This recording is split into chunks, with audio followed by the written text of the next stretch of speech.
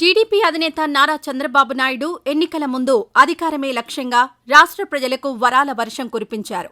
అయితే అవన్నీ ఎలా అమలు చేస్తారంటే బాబు చెప్పే మాట సంపద సృష్టిస్తా అని. మరి బాబు నిజంగానే సంపద సృష్టిస్తున్నారా? ఏపీ ఇప్పుడు ఉన్న పరిస్థితుల్లో సంపద సృష్టి ఎలా సాధ్యమనే చర్చలు జరుగుతున్న తరుణంలోనే సంపద సృష్టి కాదు, ఉన్న సంపదే ఆవిరి చేస్తున్నారనే విమర్శలు సర్వత్రా వినిపిస్తున్నాయి. పరిశ్రమలు తీసుకొస్తా, వాటి ద్వారా ఉద్యోగం, పన్ను ఆదాయం వస్తుంది అంటున్నా ఒప్పందాలు తప్ప పరిశ్రమలొచ్చిన దాఖలాలు లేవు. చంద్రబాబు బ్రాండ్తో పరిశ్రమలు, ఐటీ కంపెనీలను ఏపీకి తీసుకొస్తామని చెబుతున్నారు. అయితే కేవలం ఒక వ్యక్తిని చూసి కంపెనీలు రావు. తమకు అనుగుణంగా రాష్ట్ర పరిస్థితులుండాలి. ఒకవేళ కొన్ని వచ్చినా అవి ఉత్పత్తి మొదలుపెట్టేందుకు సమయం కావాలి.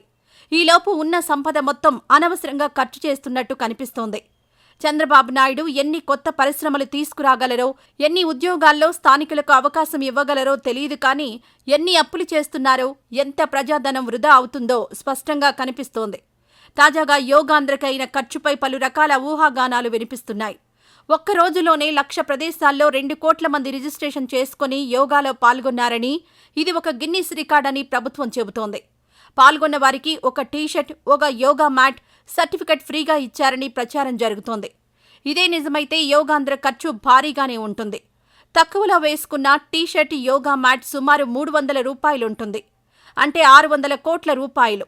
ఇక 1,00,000 ప్రదేశాల్లో యోగా నిర్వహించడానికి ఒక్కొక్క ప్రదేశానికి 1,00,000 రూపాయలు ఖర్చు అనుకున్న 1,000 కోట్ల రూపాయలు.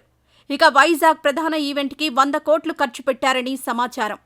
వీటన్నింటికీ తోడుగా వీఐపీల సెక్యూరిటీ, వాళ్లకు బస ఏర్పాట్లు, ఈవెంట్కి ప్రచార ఖర్చు, ఇతర ఖర్చులు కలిపితే ఇంకొన్ని కోట్లు.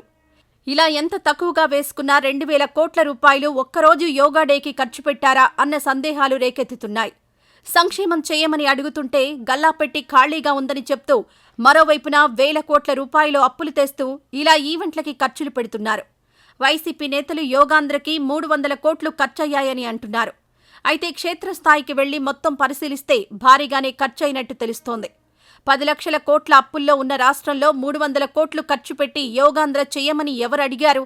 చేసిన మోసాలు చాలవన్నట్లు ఏ మొహం పెట్టుకుని మోడీ రాష్ట్రానికొచ్చారు? విభజన హామీలు ఏమయ్యాయి అంటూ వైఎస్ షర్మిల సైతం విమర్శలు గుప్పించారు.